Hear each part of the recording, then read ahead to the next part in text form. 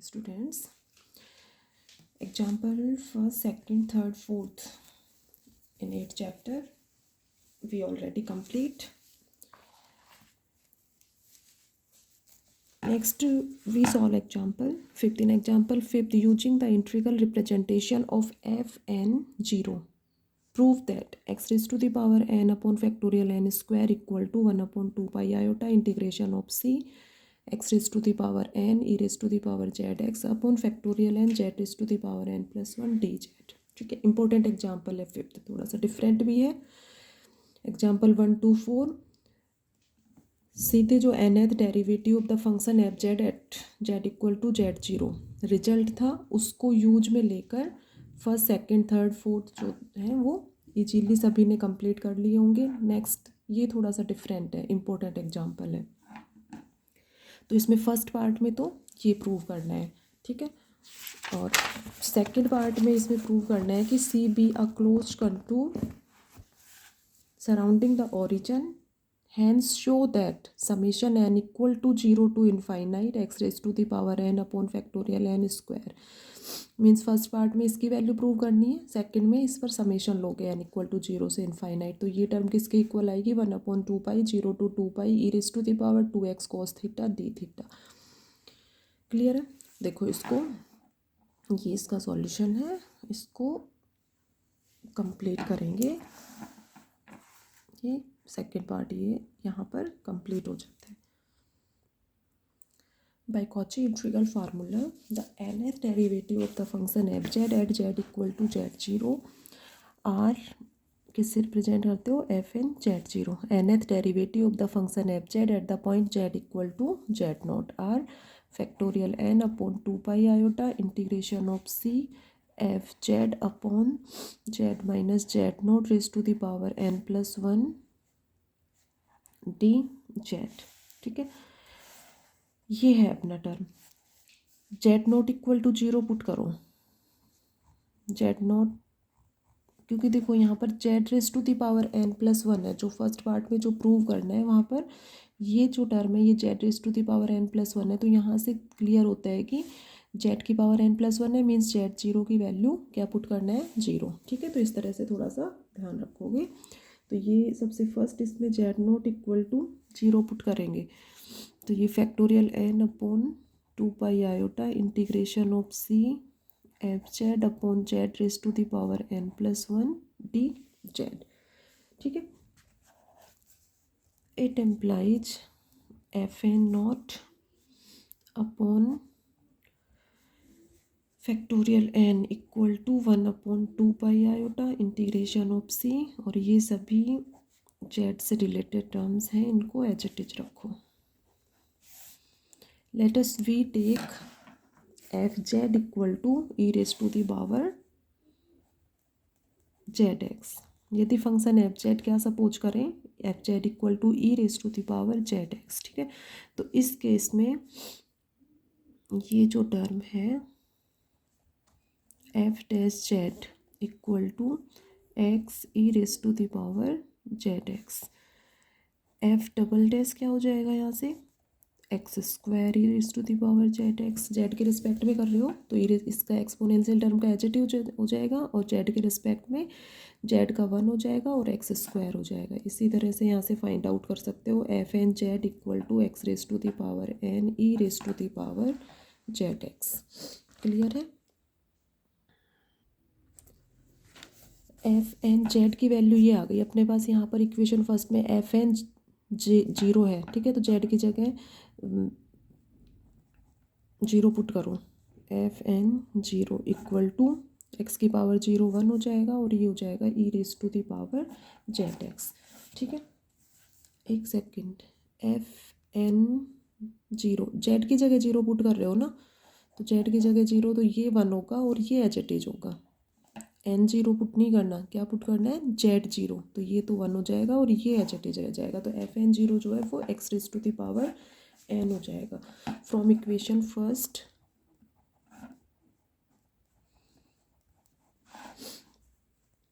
X raise to the power N upon factorial N equal to 1 upon 2 pi iota integration of C F Z की value put करो यहाँ पे, E raise to the power Z X upon Z raise to the power N plus one D Z.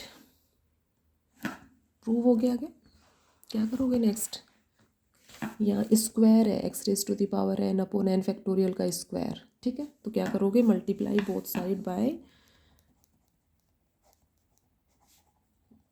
both sides by x raise to the power n upon n factorial. तो इससे multiply करोगे तो left hand side will be x raise to the power n upon factorial n का square equal to 1 upon 2 pi iota integration of c x raise to the power n into E raise to the power Z X upon factorial n Z raise to the power n plus one D Z, ठीक है। तो first part में यही prove करना था।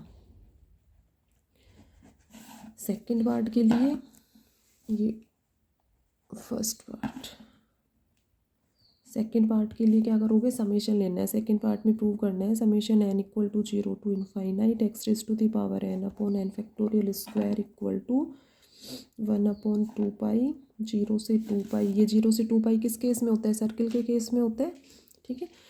Close contour C is a circle then limits tends to 0 to 2 pi E raise to the power 2x cos theta limits, या ये कह सकते हो कि theta tends to 0 to 2 pi, okay, D theta, ठीक है। तो ये वेरी वेरी इंपॉर्टेंट पार्ट है। कई बार सेकंड पार्ट जो है ये ही पूछ लेते हैं, वैसे तो दोनों पार्ट एक साथ एग्जाम में आते हैं अपने, बट कई बार थोड़ा सा पेपर घुमा के देंगे, उस केस में क्या है सेकंड पार्ट ओनली प्रूव करवाएंगे to prove that this part. तो सबसे first X raise to the power N upon N factorial के स्क्वायर, इसकी वैल्यू फाइंड आउट करोगे, ठीक है, इसके अकॉर्डिंग, फर्स्ट पार्ट के अकॉर्डिंग, और फिर taking summation both sides from N equal to 0 to infinite. तो ये फर्स्ट इक्वेशन थी, इसको सेकंड इक्वेशन ले लो। Taking summation both sides from equation second में समेशन ले लिया दोनों साइड, ठीक है। अब यहाँ पर समेशन और इंटीग्रेशन को इंटरचेंज कर दो। इंटरचेंज मीन्स इंटीग्रेशन को बाहर लो, समेशन को अंदर लो। समेशन एन पर है तो एन वाले टर्म्स के साथ में समेशन यहाँ पर यूज करेंगे। तो ये देखो टर्म इंटीग्रेशन सी समेशन अंदर लो N equal to 0 to infinite. अब देखो समेशन वाले टर्म्स यहाँ पर क्या क्या है, X raise to the power N upon factorial N Z raise to the power N, ठीक है। जेड को अलग कर लो और इस तरह से ले लो इसको, ब्रैकेट में क्या क्या टर्म्स रही हैं, E raise to the power Z X upon Z D Z. ये जो टर्म है since summation n equal to 0 to infinite 1 upon n factorial x upon Z raise to the power n equal to, देखो exponential term E raise to the power Z का जो formula होता है उसको summation form में कैसे represent करते हो, E raise to the power Z equal to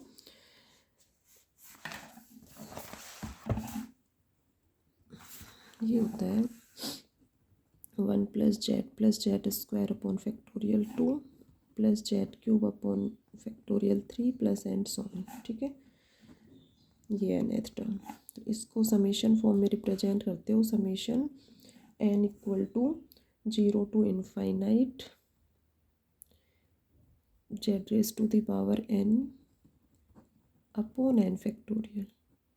क्यों, वही देखो समेशन 0 पुट करोगे एन इक्वल टू 0 ये टर्म आएगी, एन इक्वल टू 1 से ये 2 पुट करोगे Z square upon factorial 3 Z cube upon factorial 3, ठीक है। तो इस टर्म को समेशन फॉर्म में ये हो जाएगा, या सीधे ये कहो कि raise to the power Z को इस फॉर्म में रिप्रेजेंट कर सकते हो, summation Z raise to the power N upon factorial. तो यहाँ पर क्या चेंज है, 1 अपॉन एन फैक्टोरियल तो एच इट इज है, और जेड की जगह क्या है एक्स अपॉन जेड, ठीक है, X upon Z raise to the power N. तो ये किसका फॉर्मूला बन गया, E raise to the power X upon Z, clear हो गया सभी को? या इसमें यानी कि वैल्यू 0 + 1 2 3 ये पुट करते जाओ और फिर उससे e⁻x/z का फॉर्मूला यहाँ से अपना क्लियर हो जाएगा। मीन्स ये हो गया कि ये जो ब्रैकेट वाली टर्म है ये किसके इक्वल है? e⁻x/z। तो इसमें n की वैल्यू पुट करके भी इसको बता सकते हो। इक्वल टू इस टर्म के नेक्स्ट आना, ये एच इट इज लेना 1/2 पाई आयोटा इंटीग्रेशन ऑफ c, ये हो गया e⁻x/z e⁻zx/z, H it is रहने दो dz।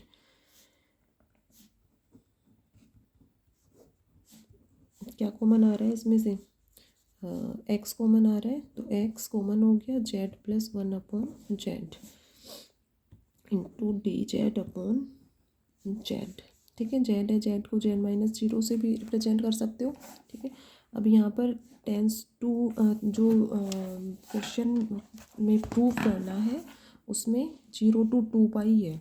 ठीक है, थीटा की जो वैल्यू है, तो यहाँ पर लोगे now we take C as a circle such that C एक सर्किल है जिसकी इक्वेशन क्या लेंगे? mod of z-0 = 1, then z = e⁻iθ and dz = iota e⁻iθ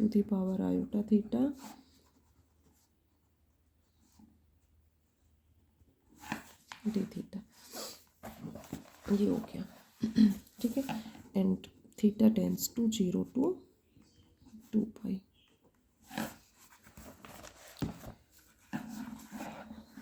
ये इक्वेशन ले लो, सेकंड हो गया था, थर्ड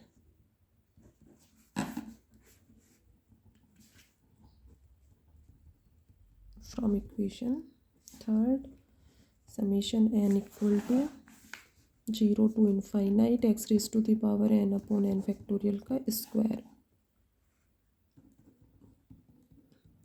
अब ये जो C है ये सर्किल इस फॉर्म में सपोज करें तो उस केस में 0 to 2 पाई हो गया, और यहाँ से देखो z की जगह पुट करोगे e⁻iθ, तो x तो एच इट इज रहने दो, ये हो जाएगा e⁻iθ प्लस e⁻−iθ।